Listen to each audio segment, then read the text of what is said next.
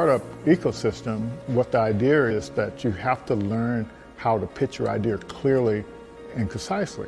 And once you learn how to do that, then you can bring in all the stakeholders and you can get into programs that'll help you and train you on how to build it. But that first step is you have to design a business model that is desirable. When I initially moved back to Pensacola, I had a meeting with Lloyd. Lloyd invited me for breakfast, and I was telling him, man, I still have an idea for the entertainment industry. This is what I wanted to do. He was like, all right, I got Startup on the Blocks. So I need you to start coming to Startup on the Blocks and get a little more information on how to work through the tech ecosystem and take your idea and we'll get you where you need to go. My company is called The Know, is an app that is streamlining business for the entertainment industry. Yeah, so if you're a musician, what you would do is pretty much jump on the platform, you'll create a profile, but the way we created the profile is pretty much a cleaner way. So now if they want more information about you, you'll connect your social media platforms, your streaming platforms, and that way they can go directly to it. What we also have included is your calendar. So pretty much you can set your days, you can set your price for your days and automate your booking. So initially talking to Lloyd, my idea was all here, it was there, it was over here, it was over there. It was like, all right, Quinn, I get it. You got a lot that you want to do, but we need you to bring it in just a little bit and then work on your pitch, your story, and how you're going to bring it full circle to get people to understand what you're trying to create. Most of the programs here wasn't inclusive, and so we said we'll focus on helping founders of color. We also start at the beginning of the thing, at the idea stage, whereas a lot of the programs you see here locally, they start after you're up, and that's not very efficient unless if you don't have a lot of money, you can't recover from your mistakes.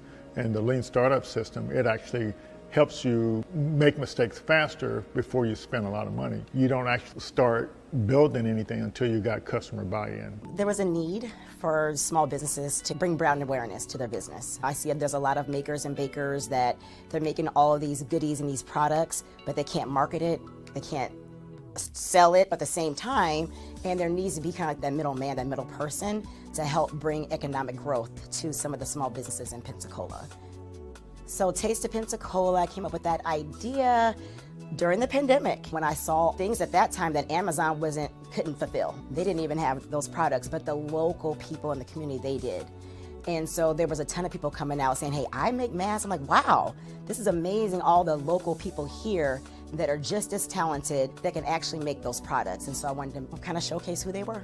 So with Taste of Pensacola, our income streams, we have several of them. We have the corporate America, we do corporate gifting, just regular consumers, different Pensacola natives that don't live here that want to purchase our boxes, like a taste of weddings, distribution. So we also do bulk sales. So for a private airline, if they want some local snacks and goodies on their passenger flights, they will come to Taste of Pensacola and we will source their vendors here locally. And we'll give a small business owner an opportunity to have reoccurring monthly sales. I've always had a really big vision for Taste of Pensacola. I knew that it could go beyond just local. I know that maybe other communities could possibly use the same platform that I'm trying to build.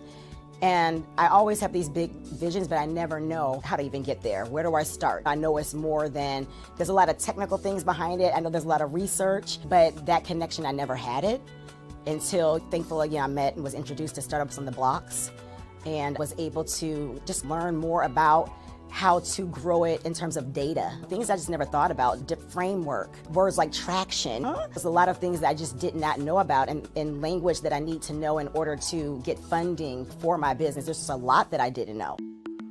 I would go to the stores and look online. They didn't have a wide variety of natural hair products about 8 years ago. And the ones that they did have, the ingredients, it would say that they were all natural. And when I would research the ingredients, a lot of the ingredients were not natural. I make everything, my shampoo, conditioner, I have an oil that I make, and I have 2 different separate butters. Like I had some people who were completely bald and grew their hair. It's about giving women their confidence back in their hair. I have this salon and then I have a second salon, and I have my products in about 5 beauty supply stores. So I need a manufacturer to keep up with the demand at this point. Startup on the Blocks has helped my business grow. Send me to different people. I'm able to do different pitch competitions to apply for grants in the community for small businesses. Lloyd's a really good person to connect with. He has a lot of resources here in the community that can help small businesses grow. If you have a product out there and you're trying to go big time, he's the person that you would want to meet with.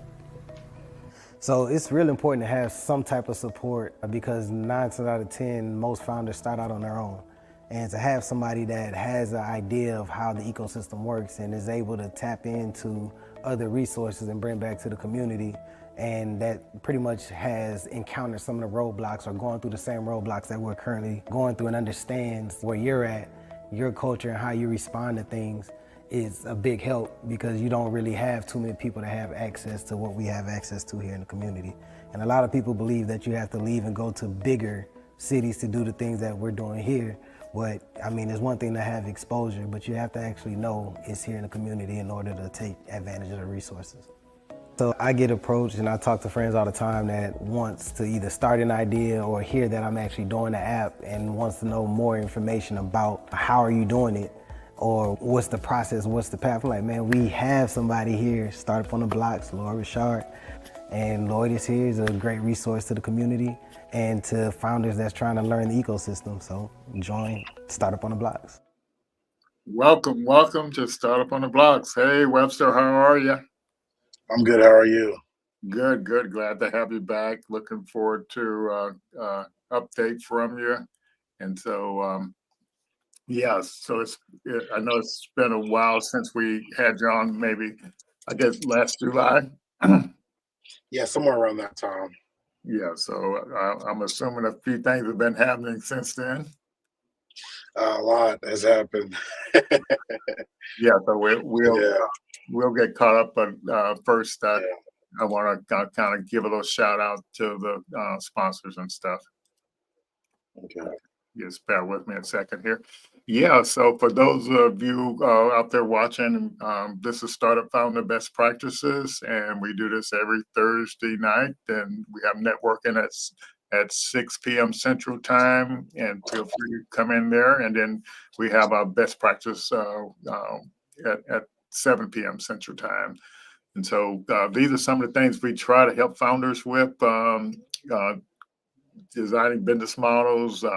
And once you do that, you can recruit co-founders, and we can help you understand the startup milestones that you need to go through, the startup life cycle.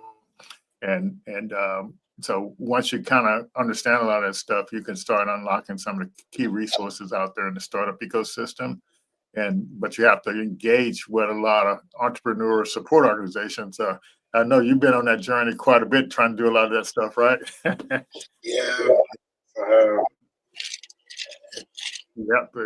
So, but that's what it takes to get the opportunities, and so we just want to make sure people understand how to do that, because you've been able to participate in a few programs, right? Yes, I have.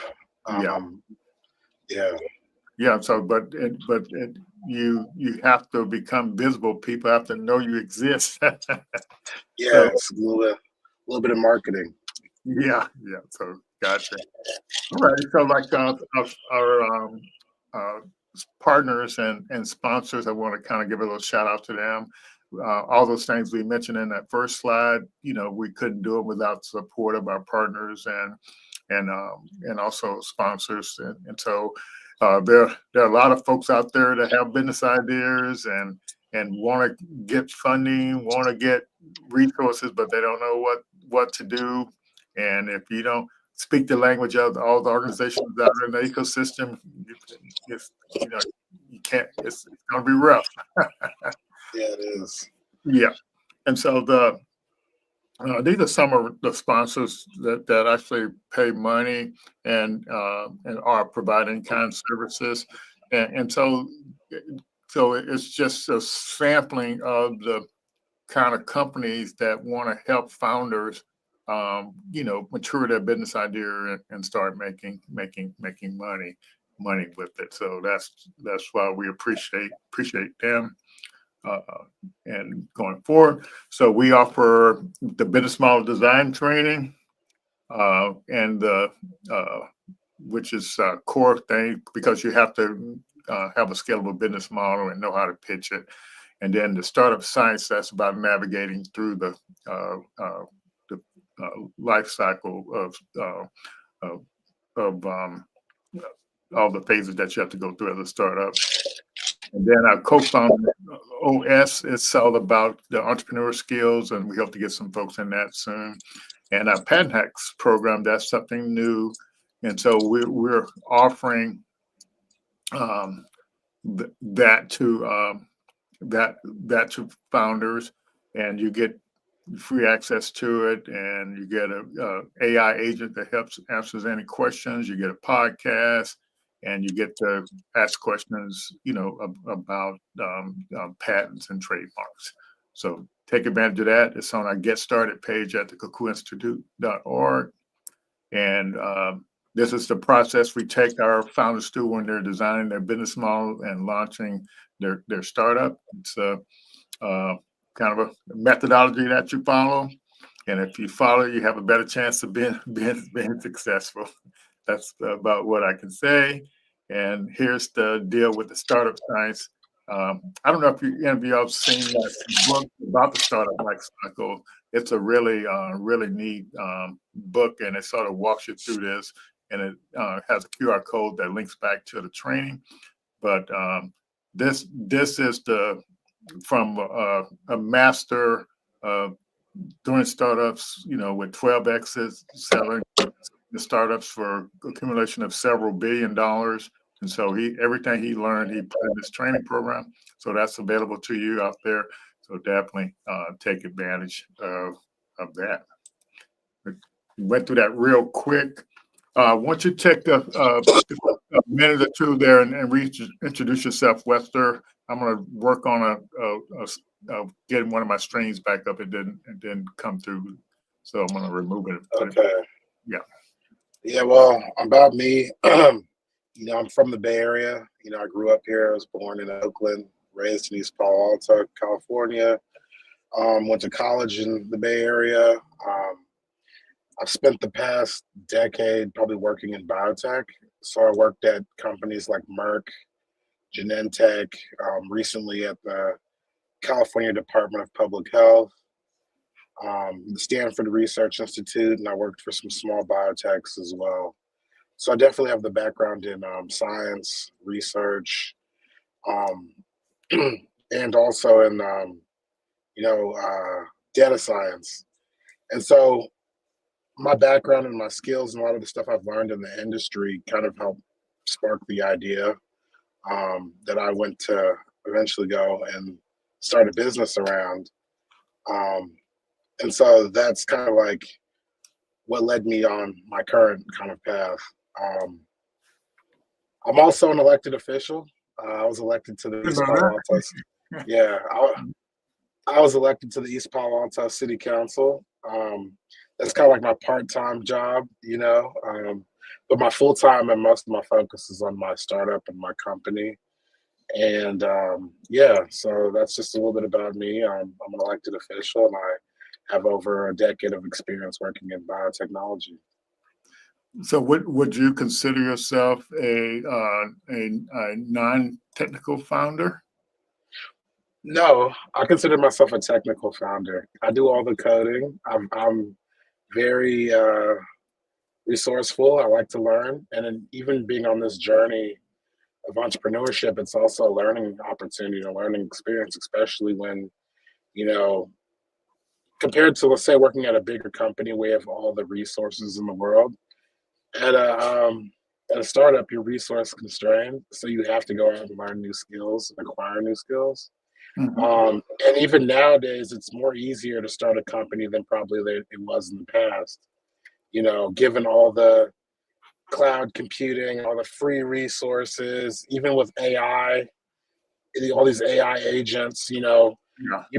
using all that stuff, it's like you have another employee working for you 24/7, working 24/7. If you know how to leverage generative AI and all the free resources out there, you can be almost a one-man army, Gotcha. But nevertheless, I'm a technical person. Like I was a data scientist. I know how to code. I wasn't technically a software engineer. Like I wasn't. I learned that while I was at Okay. Genentech. Some of the practices around, CI/CD, and DevOps and cloud computing. I was just getting into that. Okay. But starting this company, I had to go out and lead all that stuff. So it's like I'm also learning, but also at the same time, I'm still technical. So, it's, Gotcha. uh, Yeah. yeah. So, Yeah. So like tell us a little bit about the startup scene out there in Palo Alto in the Bay Area there, and how yes. you Well, say that again. I didn't catch that. tell us a little bit about the startup scene out there, the ecosystem, that and how you navigated it to kind of, get things rolling. Yeah. So, out here, there's like we're in the middle of Silicon Valley, So when I was first starting on this company, there's like, um, I basically started taking advantage of Amazon and Amazon Web Services, Okay. and they had a startup loft in San Francisco where you Okay. could get like free technical help. And down they closed the startup loft, but that's kind of like how I got started. So Okay. um, there's a lot of different resources. There's a lot of groups out here from AI. I mean, Open AI and like generative AI was like here in the Bay Area, so it's very big, Mhm. and that's how I got connected with a lot of people. I got into a lot of programs, whether it was AWS and with the NVIDIA Inception program. Yeah. Those helped give me all the resources that I had to really get started. And it was just from there, it was just bringing on a co-founder and stuff like that. And, you know, um, and then getting into Berkeley Skydeck. So we have our own, like every region has kind of its own sort of startup scene. Yeah. And a lot of these incubators, they're global, but Yes. just the given the fact of the matter is that I'm here is that I can take advantage of all that stuff. So, being a part of Berkeley Skydeck, they have a incubator affiliated with the university, um, and it just makes it so much more easier for me, given that I'm already here in the Bay Area. And then so, yeah, so I mean, all the resources and everything that I've participated in has mostly been here. I've been participating in your program as well, Okay. so that's out in Florida, but nevertheless. Our startup scene, it's we're the center of the tech world pretty much, Gotcha. so For there's a sure. lot of resources out here. I've been to the on the NVIDIA's campuses. They have free trainings. I've been able to get free trainings in generative AI from AWS. They have workshops Yes. specifically focused on like healthcare. They've had workshops on the NVIDIA campus. So it's like I'm able to go to these corporations and get free training, free resources. And that's kind of what's unique about the Bay Area, is having all the tech here, the startups, all the venture capital is out here as well. But since the pandemic, it's kind of like distributed. So you don't go to too many in-person meetings. Most of those meetings are on Zoom. Yeah. Um, but nevertheless, this is all the ecosystem, like all the startup for at least in tech, is here in the Bay Area. Gotcha. Yeah. Let's see here. Yeah, you mentioned that Skydeck program, and you said they last time you were on, you said they accept people all from all over. Correct. Uh, yeah, and I noticed I was doing a search today on programs that help founders with AI, and it, believe it or not, it came up. So I was kind of surprised that it came up. And the neat thing is, it has an application that's open now, and I think it closes in a few days. And so, yeah, let me click on the apply thing so we can see when it actually, uh, yeah. But yeah, so I'll put it in the chat. But you were recommending that the last time you were on, if I remember right. Correct, because at one point they were only opened up to startups affiliated with UC Berkeley. So if you were a founder that went to Berkeley, or someone on your founding team went to Berkeley, then that would make you eligible. But now it's opened up to everybody, and they provide a lot of workshops and training for people, especially people who've never started a company before. So Mhm. everything about like improving your pitch deck, focusing on um, marketing and incorporating and everything that you would need to learn to basically raise funding for your startup. They help you on that path, and they also provide you with discounts to a lot of other services and programs. And then they also have a network of founders and advisors as well in various industries that they can connect, that you get connected with by being in that program. So it was very, and then also on top of that, you get interns. So Yeah. you So, get like, so students. yeah, how did that actually work out? Because you were actually in the middle of the program last summer, and did you actually get some value out of the students and stuff like that? Yeah, it just requires a little bit more effort because you're basically training them. But at the same time, they're just getting into their educational careers and their career pathways. So they might know everyone's kind of starting at a different like point. Yes. But you're basically almost like a teacher, and you're Yeah. working on a class project. And so I was able to leverage that. We were able to develop a prototype, for our platform, Okay. and and they all participated in that process. Okay. Good. Um, yeah. So That when makes it you're for employees too, right? yeah. So um, luckily, not only just being in that program, but even with like we're in the Microsoft for Startups program, which is provides you with like credits to use on like uh, not only for like services, but even things like if you're trying to develop a quick prototype, I'm using like say a no code platform if you're not technical.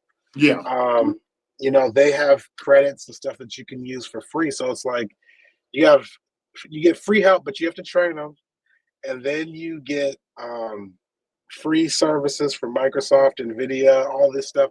You can get a working and functional prototype. You can get your business model perfected. You can perfect your pitch deck. It's really helping a lot of the early stage companies get off the ground because investors are expecting to see for you to either have a prototype or something to show that you're actually capable to build of what you're talking about, and and get you on that path to raising capital and say go and getting some seed funding and acquiring your first initial customers, and stuff like that. So yeah, so that program was very good, and it really just helped set us up for success. So Yeah. So what I heard you say, you don't just automatically become an AI founder.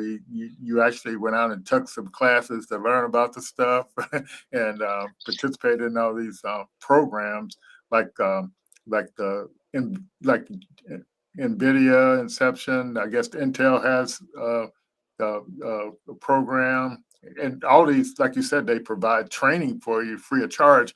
And I was putting this one up in there because this is some free training from Google, and all you have to do is register for the class. I registered this morning, and so they're going to be teaching Gen I, and it starts to week after next. So that's just how simple it is to kind of get access to some of this knowledge, and you don't have to be a tech person to actually take this class either. So no.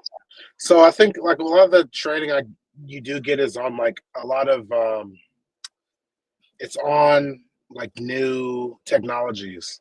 So like yeah, when AWS came out with like their Bedrock, which is where yeah, they host all their the foundational models, how to hmm, integrate generative AI into your applications, because all this stuff is like GPT-4 or whatever came out in what was that 2022 or hmm, 2023, And so all the stuff is brand new. And so it's how do I integrate all these new technologies? And so that's what they're offering you training for, because they want you to use their services. That's You exactly know, right.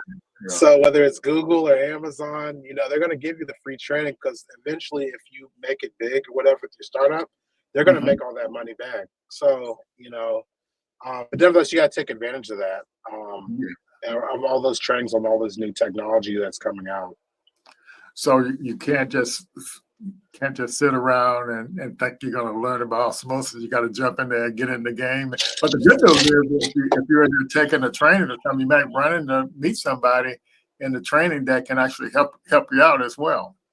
Yeah. Yeah. So I think that because my background is in computer vision and AI and machine learning as a data scientist. So getting into natural language processing is like a whole nother field, compared to, like, say, computer vision. And so obviously it's like you're acquiring new skills that and all those stuff can be used as new features that you're trying to introduce into whatever product that you're making. So yeah. So you talked about AI agents earlier. So are you using any particular tools to create these agents, or are you creating them? I'm considering integrating. I mean, it's very trendy now to have an AI agent, and for us, it'd be mostly based in the pathology area. So basically, it's like, okay, how do you make your platform ready for that stuff? Because it requires you to, like, kind of think about all that stuff as you're developing these tools. So we're not quite there yet with, like, developing agents. Yeah. Yeah. So I kind of you when you talked about it, you was talking about like having employees as an AI agent as employees. That's kind of what I was talking about. Yeah. Okay. So yeah. So the deal is you're trying to run your startup, and you can leverage these agents to help you run your startup. And that's kind of what I was getting at. Yeah. Yeah. So, like, when it comes to, like, prompt engineering, even with coding too, a lot of people are using Claude, Anthropic Claude, or even GPT or Chat GPT, OpenAI's Chat GPT. And it really helps you, especially when you're coding, to do a lot of, like, the grunt work. So you're focusing more so much on the idea of what you want to build, rather than going line by line, tweaking certain things. Yeah. So you're telling, it's like you're speaking to, like, a junior developer, and you're saying, okay, I want to do this. This is my sort of code base. I want to add in this feature. Where do I start? Okay. And so that's when it comes to software engineering. Even when it comes to, like, sending out emails and stuff, and you can use AI in almost every aspect of your business. Yes. Especially even when it comes to, like, say, designing your business model. Yes. So from top to bottom, just leveraging, like, generative AI, it just helps make you more efficient. Yeah. Yeah. And you were saying.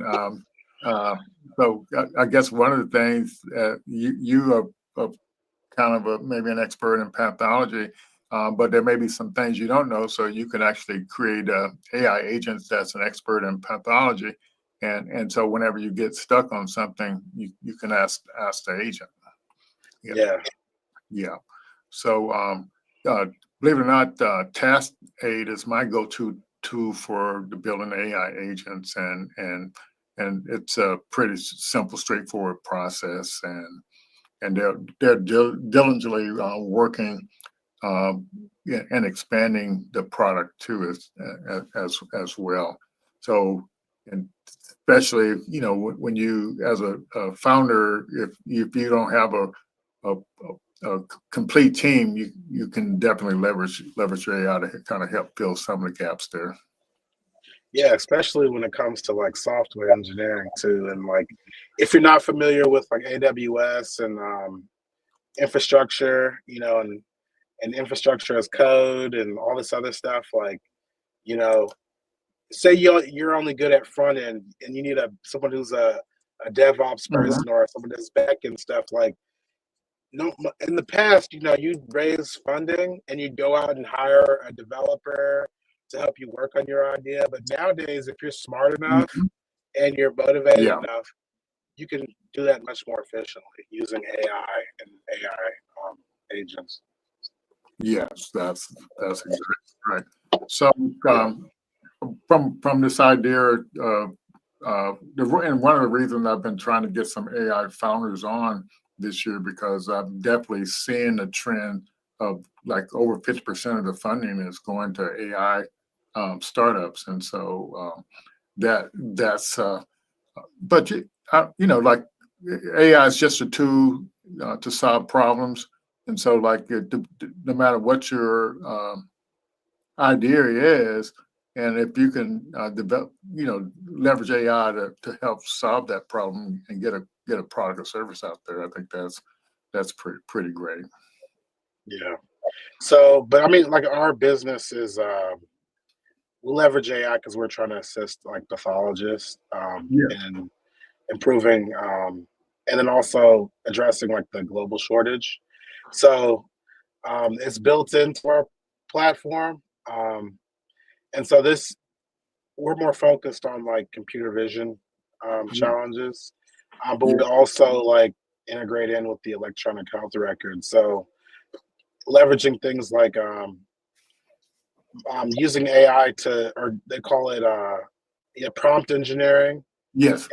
and model chaining. So like you're processing like massive amounts of information using cheaper models like to summarize things, and so there's a lot of like aspects of our company that are focused on AI more so than just like the pathology workflow. So it's like it's integrating AI into that pathology workflow. Yeah, that's exactly right. Yeah, I remember when I was working hard on my computer vision stuff. It seems like it was like not quite an island to itself, but I did notice that if you can work things into the workflow of the customer, then you have a better chance of succeeding with the customers. Yeah. You have to understand Try, the workflow. Yeah. yeah, eventually you're just trying to make things easier, faster, more efficient, and Yeah. remove all those errors. Yes.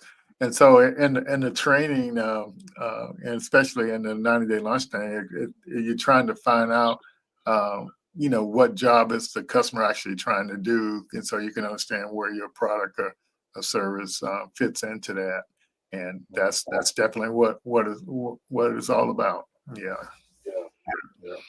yeah. So that's good. So like, so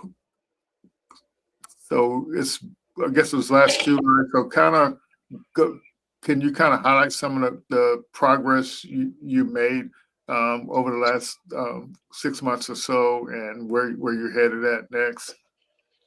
Yeah, so I think we launched like our initial like MVP prototype in July, August, and since then we've been actually working on like a production version of our platform. Mhm.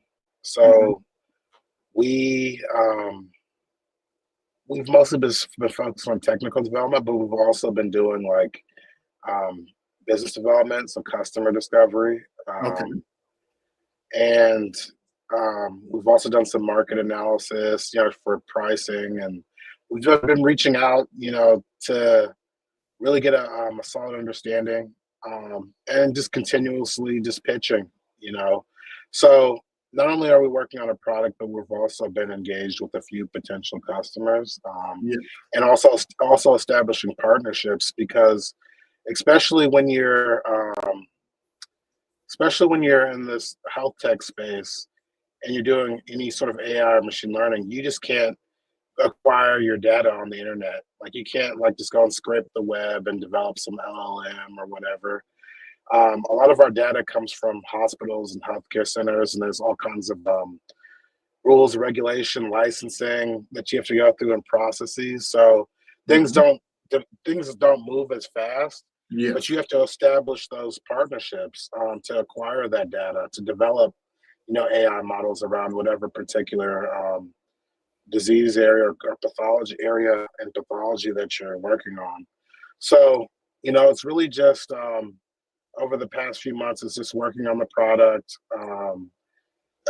making, establishing partnerships with the various institutions Mm-hmm. to acquire data. Okay. I'm also working on grants, getting grant funding, SBIRs grants. Okay. And yeah, and then trying to get your first like few potential customers. So it's really been I've been working on every aspect, but also in that time I was elected too, so I had to. Yeah, I So I've been remember. working. I got a lot. I got a lot going on. So Yeah, I remember you said you were running for office when you were on the last time. So congratulations yeah, on that. Yeah, and believe it or not, some people, because the city government, the county government, they all get involved in stuff related to startups and having startup programs and stuff like that. So it's definitely a good thing. So like you you want to walk us through how pathologists would use your product or service, and and then that way people can understand what you're building. yeah. So a lot of the issue in adopting like um, going. I mean, right now a lot of the pathologists and all the clinical labs they do things a traditional way. So they manually take tissue sections, prepare slides, and view them under microscopes, and then write their pathology reports or whatever.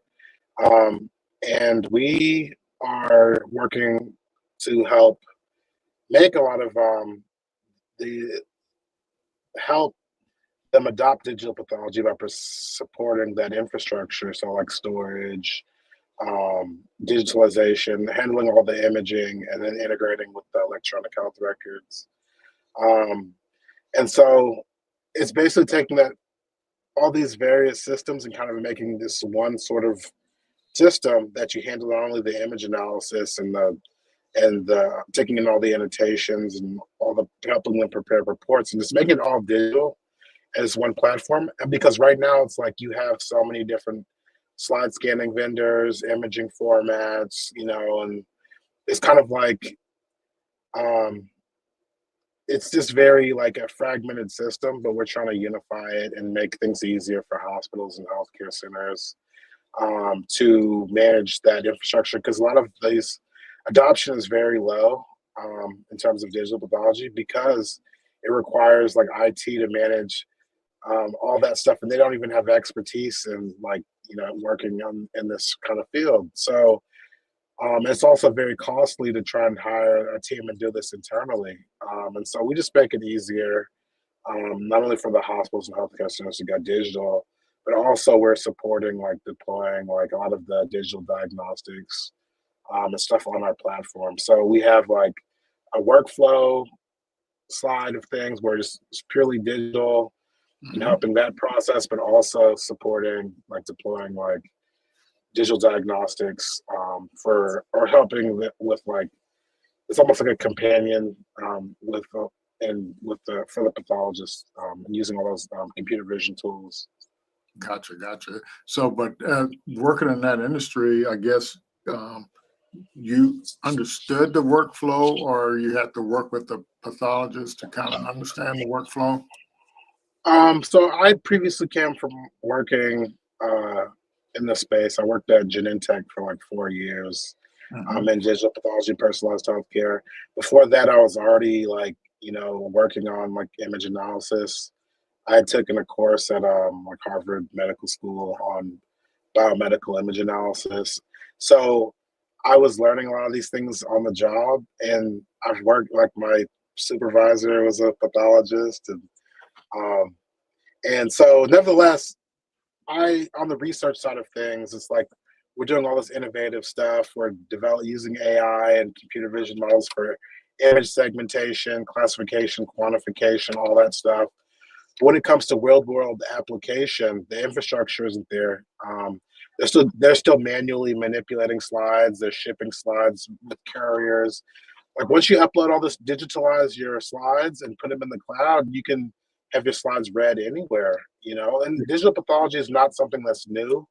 So it's been around for some time. It just hasn't been adopted because, like, when it comes to healthcare, they like to stick with whatever has been working, Yeah, and regardless of the cost and the that come with it.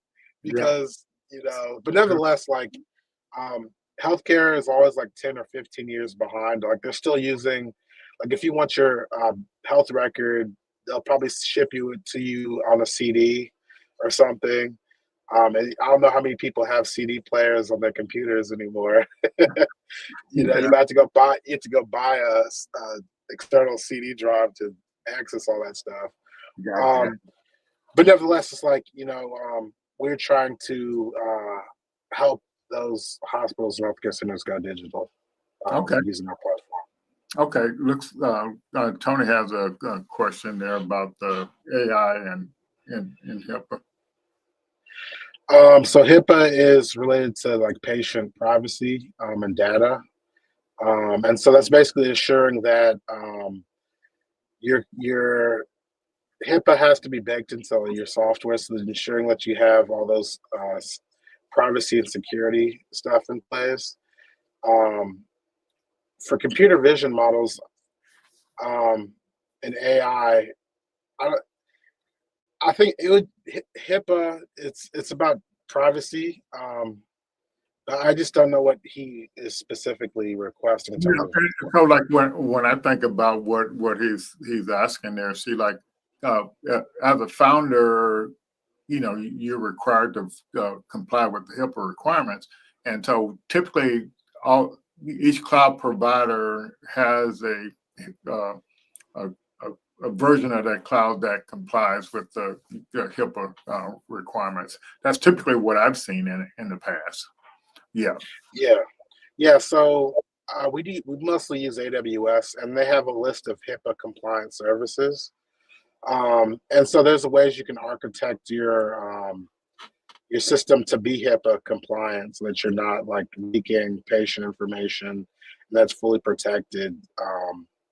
So those that has to be at the forefront of whatever you're developing, especially in healthcare. Yes. Um, and so essentially what we do is we make sure that, a lot of the data that we do use is anonymized, so that it's not identifiable, especially when we're training stuff. And even if you're using services like, say, Databricks, they'll basically help you set up an isolated environment. You have to have a separate agreement with them if you're processing patient information. So it's something that we take seriously. But this is basically only for when we're planning to deploy this stuff, and be the access controls have to be in place, so that, like, all the stuff isn't and get leaked out onto the internet. So usually just you set up VPCs, virtual private clouds, and have all that stuff in place to protect all the data. Yeah, and Dr. Ross has a question there for you. Please, So right now we're just making this only for professionals, but essentially, one thing I believe is, as a patient, you should have the right to access and control your data. So I think that this isn't really so much being, at this point, the stage is not for patients, it's mostly for professionals. Just like any other platform. I mean, once there's a pathology report, if that's in your health record, you should be able to access that. But right now, we're building tools for professionals to use. And eventually, if you're a patient, you should be able to have access to your data as well. So. yeah, yeah, and I think that's a good point for founders. But in building your system, you have to realize that the not the patient wouldn't see all the stuff that the doctor is seeing, but there may be some part of what you're building there that might be useful to that the doctor may want to let the patient have access to. And so you have to think about that when you're architecting your system as well, I guess. Yeah, so it's like this thing about X-rays. When you go to get an X-ray done, Yeah. okay, they'll ship you your X-ray in the mail, or they'll, put it on a CD and they'll mail it to you. So there should be a way for patients to access their data. I agree. Yeah. Yeah. Like I remember looking at an MRI once, and I didn't know what I was looking at. Yeah, so it's like okay, you're giving them this information, but do they know what a H&E image is? You know, what all these different cell types? Like they're not a trained pathologist, so it's like, what's the usefulness of giving them that data? I mean, they should have a right to access it, but they can't diagnose themselves or or do anything else with it. But yeah, I think they should be able to have the ability to see whatever data is available. Yeah, yeah, that's exactly right. So yeah, so we've covered. So in your startup, you're basically um, um, understanding the workflow that a pathologist has to deal with the data and stuff, and you're trying to automate that all that stuff into one platform. Is kind of what I hear you saying. Yeah, and then on top of that, you're deploying AI. So if there's various pathology areas, whether it's kidney, breast cancer, whatever, um, those are different products you can build on top of this platform that pathologists can use to assist in that diagnostic workflow. Yeah, yeah. So yeah, it's definitely a neat project to kind of be involved in there. But like all those classes you were taking about AI and the cloud and all this kind of stuff, is it really coming in handy for you? Um, yes, I mean, it's all like because I'm a scientist, Yeah, I'm a computer vision yeah, person, and so like I said, I have the technical skills, yeah, and then I'm more of a generalist, and so sometimes you need that specific help, whether it's with web development, cloud infrastructure, and all that other stuff. Like you have to go out and as an early stage startup, it's about learning too. You have to be willing and open to learn new things. Just as you would on the job. If you're yeah. asked to do something. So um, there was just a handful of courses I've taken over the years, and there's always new stuff to learn, especially because the technology is always changing. So whatever you learned 10 years ago is probably irrelevant now. Yeah, You I, know? I think the key message is that all these big companies, they're creating tools to make it easier to help you build stuff, and so so it speeds up the process of building stuff. And so that's kind of what I think is the key is to being aware of these tools so you can be more productive or just being aware of the tools, and then if you can implement these tools and helping you building your solution, it's just going to make things that much better for you in the long run. And it Yeah, definitely costs too. If you're doing something a way that takes 10 times longer than another tool that does it faster, you literally talking about time and money. exactly. And you can use like um, no code platforms like Bubble. If you get into the Microsoft for Startups program, they give you like $6,000 worth of bubble credits that you could use over 6 months. So you can get a functional prototype, even if you're a non-technical founder of the product that you want to build, and it can be fully deployable. It could be a standalone app, even if it's like a no-code kind of platform. For like basic things, not like for more advancing. So if you're developing, like say another Twitter or like a social media app or something, a messaging app, you can do that using a no code sort of platform. You can do it for free. As long as you incorporate and you have your business set up, you can get into a lot of these programs like NVIDIA, with Microsoft, with AWS, Google Cloud, all of them. They all not only give you access to their platform, they also give you free credits to use other services for free, at least while you're in the early stages of your company. Yeah. And so those are there's a lot of key things that you can leverage. Yeah. So it looks like Dr. Ross has another question here. Is your system decentralized? So we use AWS, so it's deployable globally. So we're using all their infrastructure. Um, and so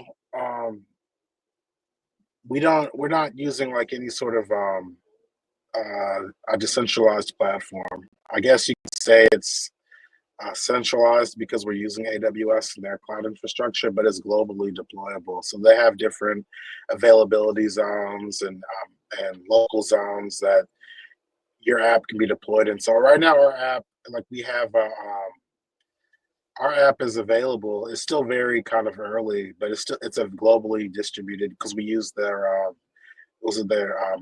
content delivery network. So our basically app works everywhere around the world. So you don't have to worry about latency issues. And we're also capable of having if it's deployed in another country or in Europe, there's what they call data residency.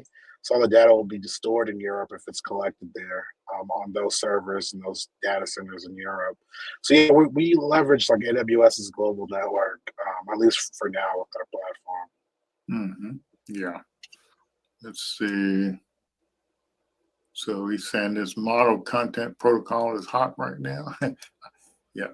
So then, yeah. Yeah, I agree. Yeah, so depending upon your platform, you're not going to use 150,000, in credits. And it really depends on the stage of your startup. You don't probably, right now, if you sign up on AWS, they'll give you 5,000 in credits, and that's enough to use to get started. And with AWS, they have like services that even make it easier for you to, like, if you're a front end web developer and you don't know all the back end stuff and the cloud infrastructure, they have applications like AWS Amplify, which will help you set up your storage. It'll help you set up your data models, and also handle authentication, storage, and data for all your apps. So it'll handle all the back-end infrastructure and deployment so that you can only have to focus on the front end kind of development, and also integrates in with all the other AWS services. And just using that alone, you don't need a whole lot of credits just to get started if you're a developer or you're a coder. But and like even like Microsoft, they used to get a lot of bunch of credits all at once. And about 10 years ago, they gave me $120,000 in credits. But anyway, now they do they based on the stage your startup is at, they allot the credits, and that's the way most of them do it. So just based on the stage, and I'm not sure how Microsoft is doing it now, but one time they were doing it where you start off with 1,000, 5,000, 25,000, and as you make progress, then you get more, and so they all keep evolving their programs to kind of help you move along. Yeah, I think Google gives you 300,000 or something. Yeah.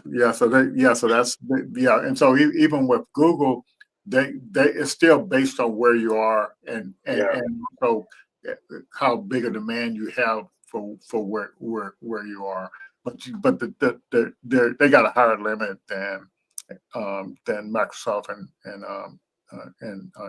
AWS. Yes. So when we started with AWS, you had to either be accepted into or have venture capital funding from one of their partners, or be in like the NVIDIA program. And so we got accepted into the NVIDIA Inception program. And so that gave us 100,000 in credits just by being in that program. Yeah. So and so NVIDIA wants you to use their products and services in their cloud. So yeah. And they offer free training too. They have what they call the NVIDIA's Deep Learning Institute. And so they give you training and they have workshops as well, and they also give you cloud credits. So Yeah, yeah.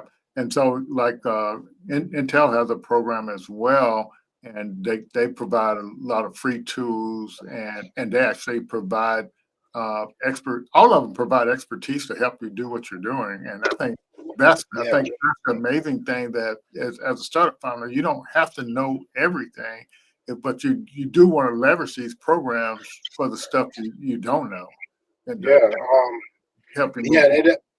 At AWS, they have solutions architects, so they can help you with like your architecture and with technical questions around AWS services. And so that's something that you also have to leverage as well when you're working with all of these companies, because they have technical experts that they can pull in to help you if you're trying to build software that's scalable. Yeah, that's exactly right.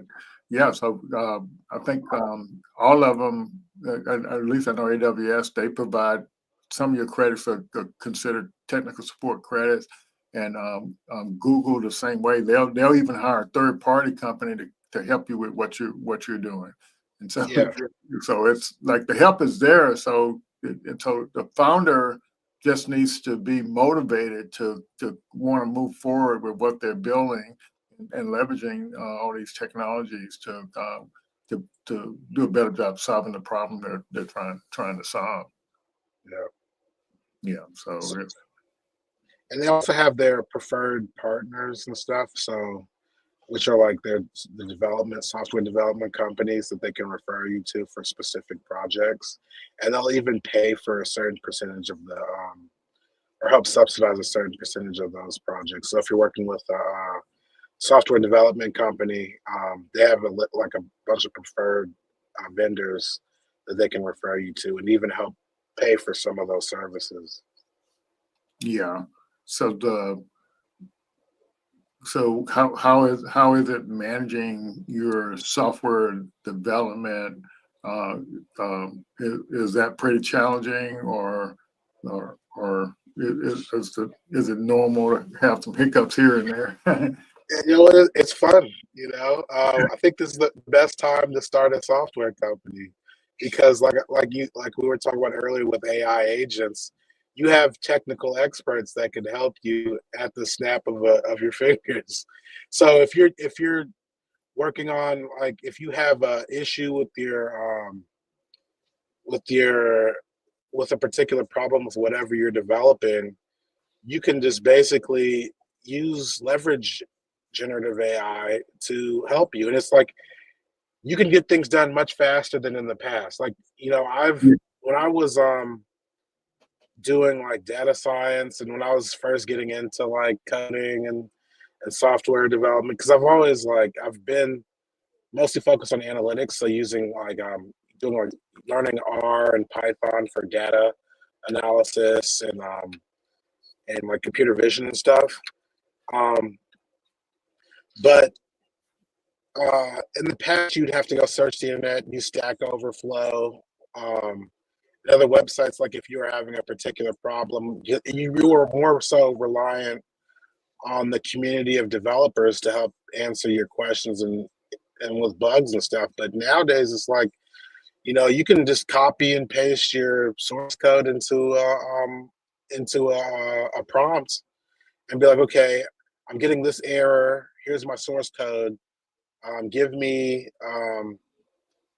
or tell me what's wrong with it, or help me diagnose the issue. And a generative AI will go through and look at it and say, okay, yeah, you're, this is wrong, this is right. Make these changes at this line of code and this, that, and that, and then boom, like you've solved your issue in a matter of minutes versus taking a lot of time searching the internet and trying to figure out what's going wrong. It's like, leveraging generative AI and a lot of those things, it just helps you get things done quicker. And so, Yeah. like I said, it's just like having another employee or someone like a junior developer working with you. Gotcha.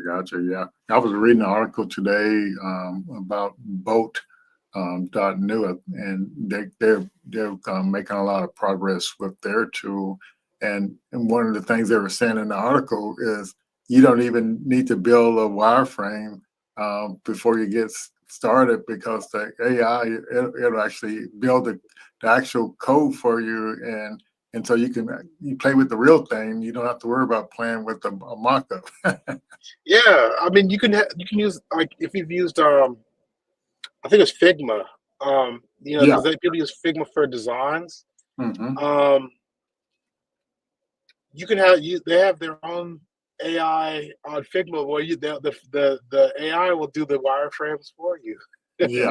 Yeah. You Yeah. know, so Yeah. you can Everything. really, Yeah, everything is just so much faster now. And so that's why, kind of encourage people to kind of get involved in the startup world, because you'll find out is, you know, you can get started way faster than you thought you yeah, would. like I said in the past, like a lot of people would raise funding. You basically, when people are getting funded, they look at the team. They say, "Oh, do you have a technical person? Do you have a business person? Or do you have a subject matter expert or whatever?" Nowadays, it's like that's not so much. Like, you don't have to start with such of a larger team, Hmm. at least to get a prototype or initial product out. And you could do it at much like OpenAI costs what, $20 a month? Claude, $20 a month. Like, all the useful value you're getting from that is saving probably a lot of startups a lot of money, because in the past you go out and hire a designer. Um, Hmm. you go and hire a front end person, a back end person, all this technical stuff, and that's hundreds of thousands of dollars. Nowadays, you don't need all that, at least to get started. So I would say, you know, um, go out. I mean, you still need to. I mean, honestly, if you don't have any experience in software development, it's difficult. It's gonna be a learning curve regardless. But if you Hmm. do have some experience, you do know how to code. It's just gonna make it much more easier for you to get started. So Gotcha. Gotcha. yeah, Yeah. Yeah. Yeah. Just use that AI to help fill some of that knowledge gap out there. yeah, because Yeah. you can only do so much as one person. So Yeah. So like if we kind of put everything in perspective, what we try to do with our startup founder best practice and our Black Founder program, and stuff we do to help all founders, we're literally saying if you learn, how to build a scalable business model and stress test that model, then you can get the help you need to build whatever you're building. But with this AI coming along now, it can help you even design a better scalable business model, and and help you understand all the different possible business models out there for the idea you have. I mean, it's just so much more awareness now, and you can use your creativity because you know what your idea is.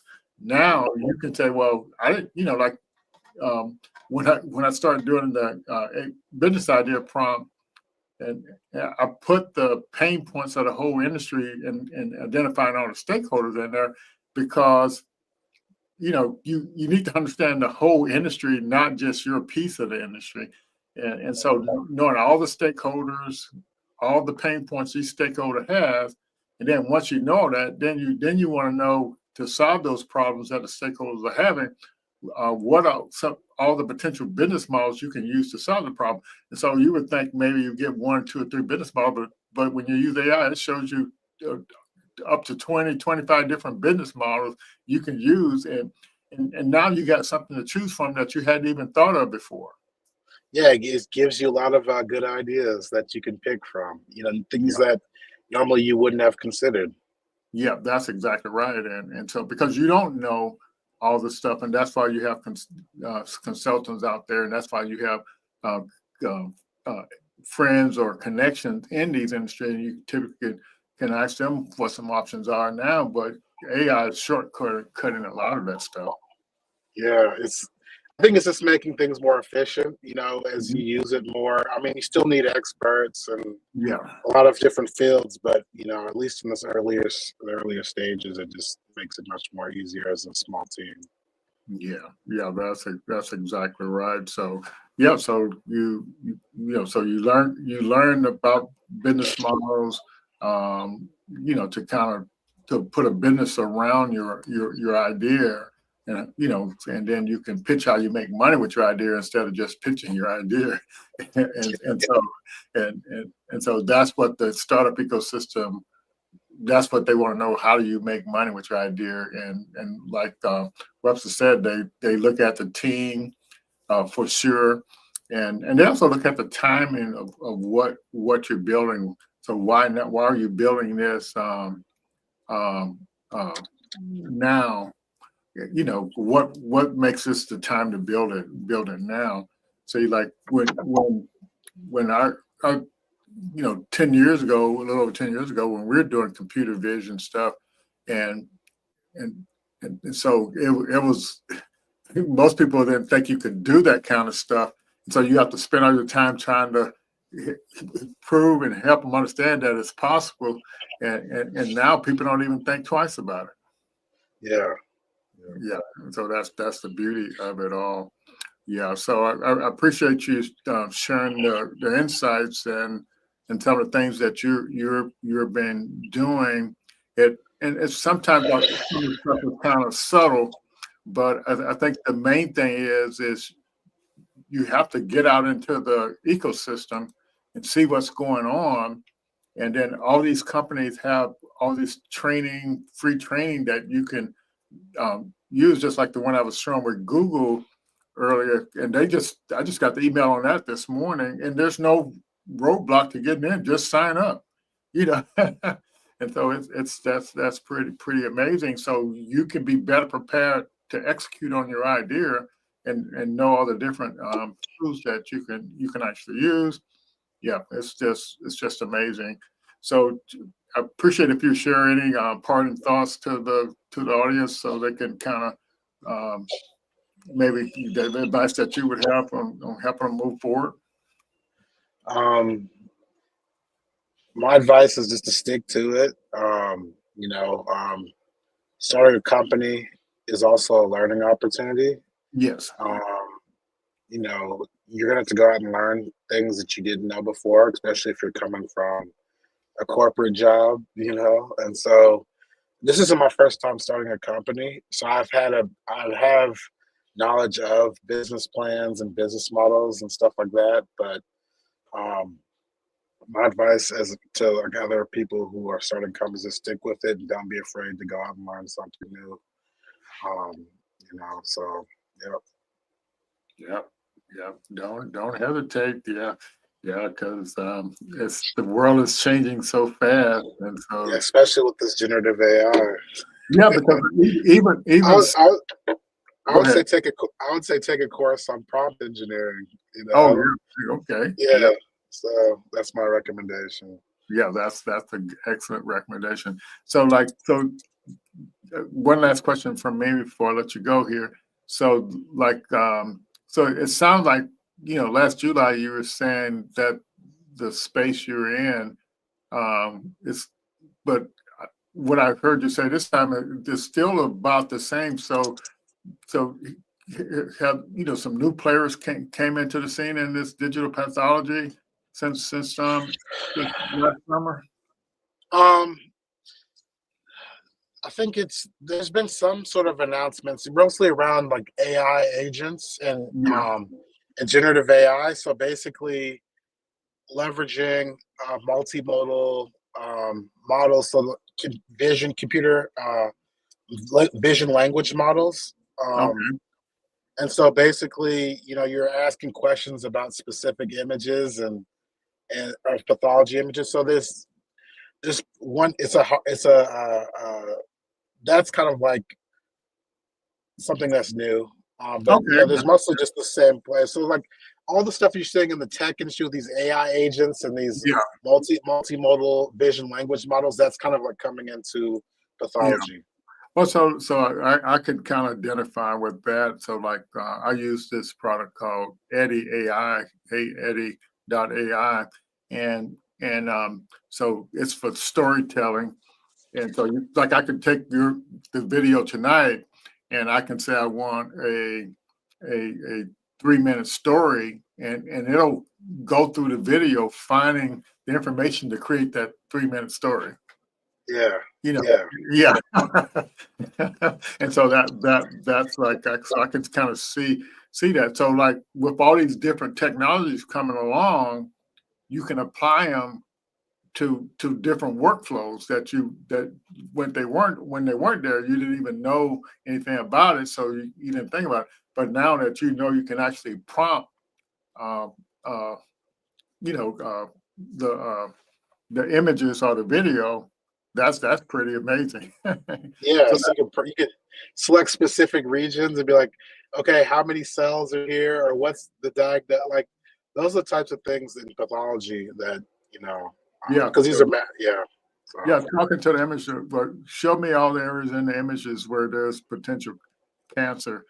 Show yeah, yeah, yeah, yeah, yeah. That's pretty cool. All yeah. right. Yeah, we could talk forever about this stuff. Okay, all Yeah, right. yeah, we appreciate you all out in the audience out there, and we appreciate you chiming in and asking questions. And we'll see you all next week, and we'll try to continue a lot of the stuff about the AI stuff. And then I think at the end of the month we have a support organization from the Dallas area, so we can learn what they're doing over there to work with founders. All right, and if you know anybody who wants to participate on the startup founders best practice, share their experience, I'll be glad to have them on. Thank you, everybody. We'll see you all next time. And if you hold on just a minute, Webster, before you sign off here. Bye-bye, everybody. We'll see y'all next time.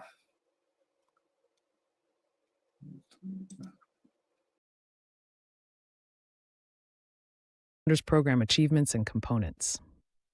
Program reach and impact, global reach, supporting over 500 founders worldwide, focusing on Black founders who often encounter systemic barriers in the startup ecosystem. Training and cohorts, delivered structured, hands-on training over the past 2 years.